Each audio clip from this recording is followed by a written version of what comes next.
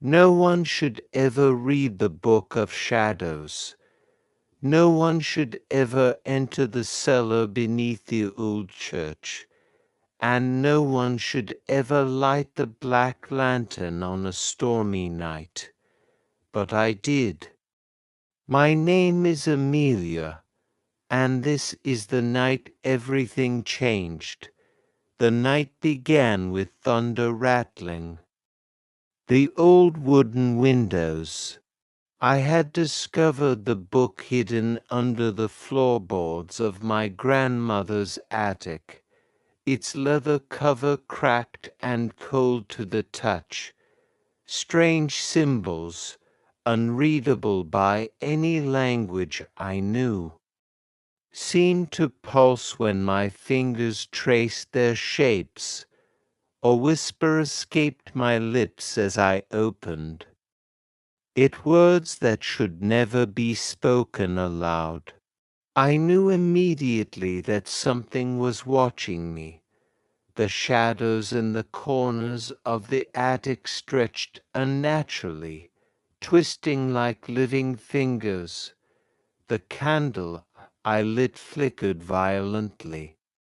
Though there was no wind, the pages of the book turned by themselves, revealing rituals meant to summon entities from beyond, creatures that existed before the first human ever walked the earth. Ignoring the pounding of my heart, I prepared the ritual. Blood from a small cut on my hand dripped onto the symbols, mingling with candle wax and patterns I did not fully understand.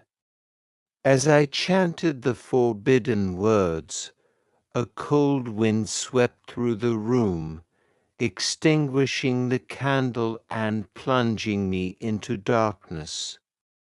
From the shadows, I felt something move, something heavy, malevolent, watching, waiting.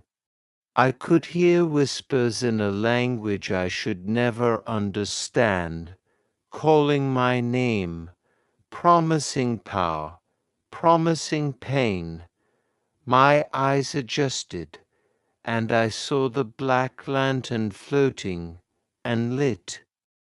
Above the ritual circle, the air itself seemed to thicken as if breathing. Then the first shadow stepped forward, a figure taller than any human, clad in tattered robes that seemed to absorb the light. Its face was hidden beneath a hood, but I could feel its gaze piercing my soul. I tried to run, but my feet felt glued to the floor. The book trembled violently in my hands, pages flipping rapidly as if the ritual itself demanded life. The entity extended a hand toward me. I screamed, and the black lantern lit itself, casting a deep, unnatural red glow.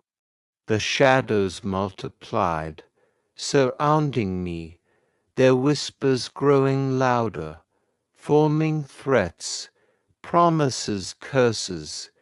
Each moment stretched into eternity as I realized there was no escape. By the time the first storm broke outside, I was no longer alone. The creature watched, patient.